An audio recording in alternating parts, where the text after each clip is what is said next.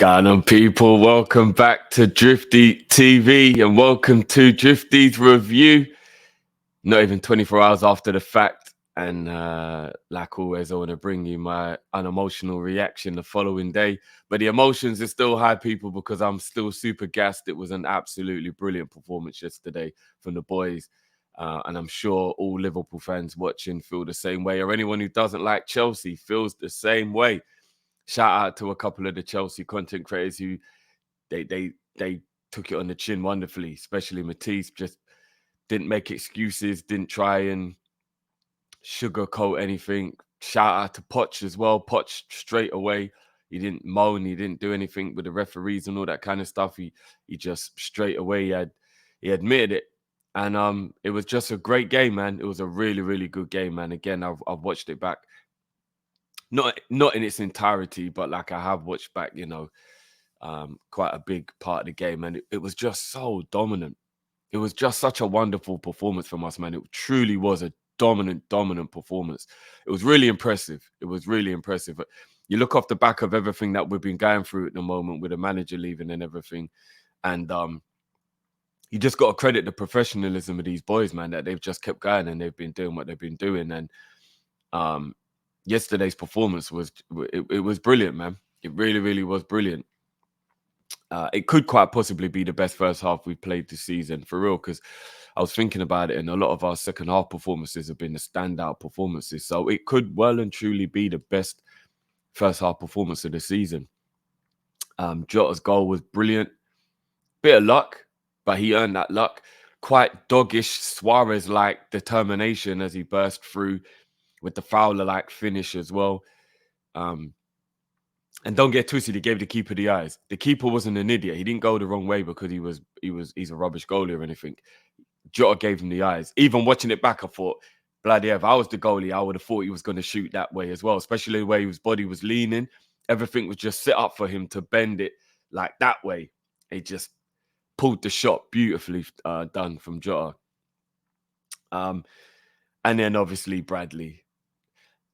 What more can I say about this kid, man? What more can I say about this kid? I don't have words anymore for how proud I am of this kid. Forget about the whole who's right and all that stuff. That don't matter anymore. Because, I was looked at sideways when I said we don't need a right back. I believe in this kid. And it's just beautiful, man. And he's still got a long way to go. So I'm not going to get super carried away and start saying things like Trent shouldn't get back in the team and all that kind of stuff. But I tell you what, it's a beautiful headache to have. And on form, he deserves to continue to play. But yeah, let's not get too carried away like Trent will never get back into the team and all that kind of stuff. I think that's a bit too far. Or to say that Trent should just only play midfield now, that's a bit too far. But it's just a wonderful headache, as I said. And the way Bradley finished this shot, he scored 5 goals last season at Bolton. That's a lot of goals for a right back, if I'm being completely honest with you. And he's already got his Liverpool goal. It's beautiful. So he's even got that that duck off his back or burden or whatever you want to call it. Because I know he felt a little bit of a way when he missed that header. When Nunes crossed it in for him in the cup game. So he's got that, he's got that duck off his back now. And it was, I can't speak highly enough of Bradley. I just can't, man. And I really hope it continues and long may it continue. And then we went on into the second half. Szoboszlai, brilliant, took his goal really, really well.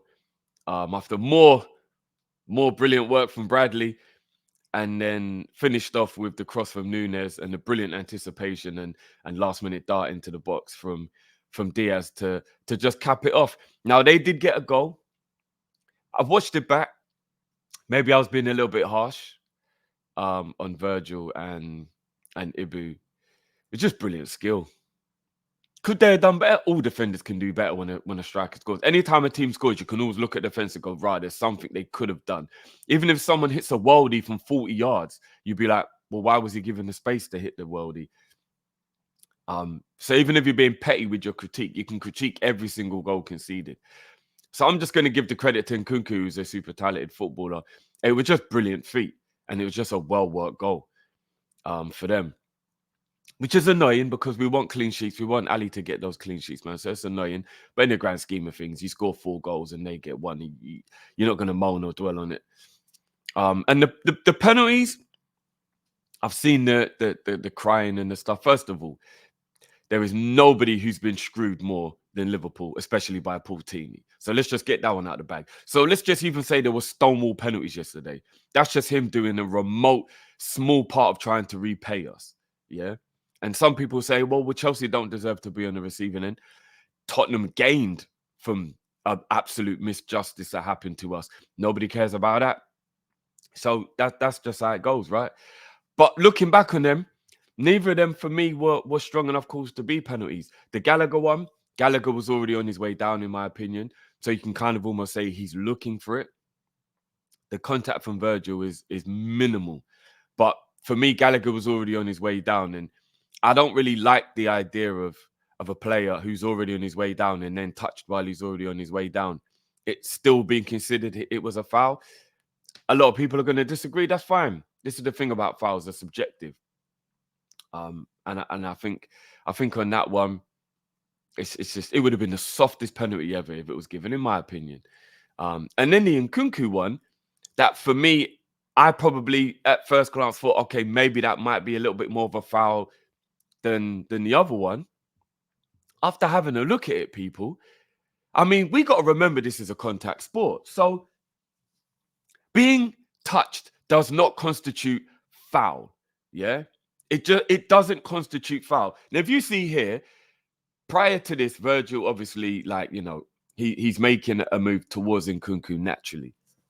Nkunku's right foot is firmly planted, all studs, 5 toes down into the ground. So he's on a solid base.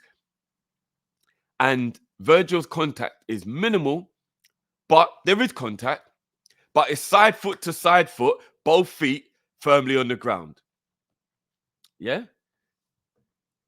Now, if you have a look at this next frame, how in the fuck does Nkunku go from that stance there? And that is the connection, people. Virgil, that is as far as the connection goes, because I made sure that I got to the last frame of the connection before Virgil's foot stopped moving in the forward motion. And Nkunku's foot is firmly on the ground there. His right foot, as I said. How do you go from that to 1 or 2 frames later, Nkunku is in a full body spin,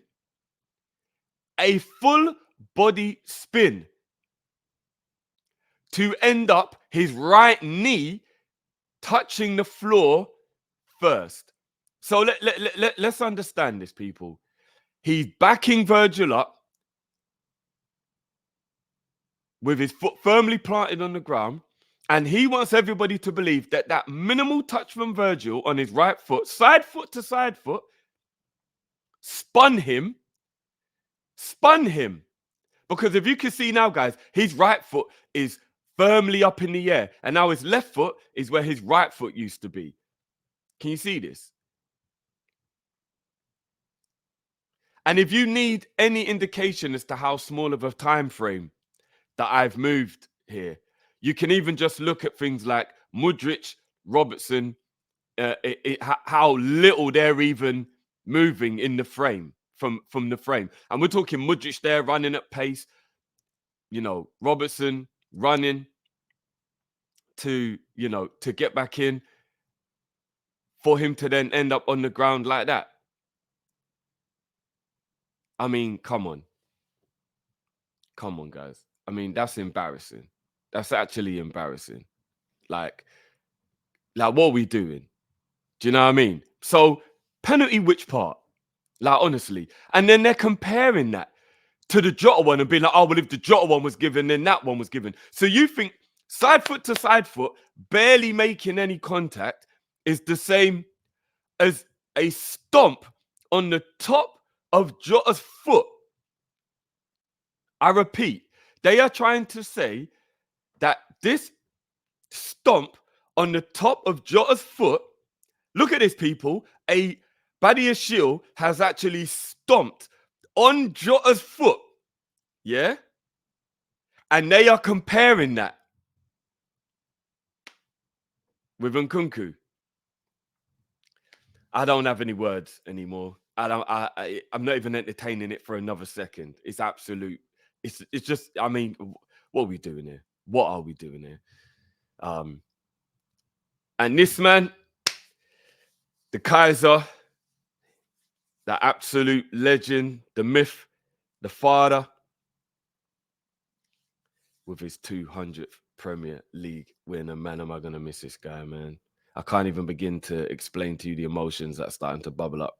It's getting a bit much, to be fair.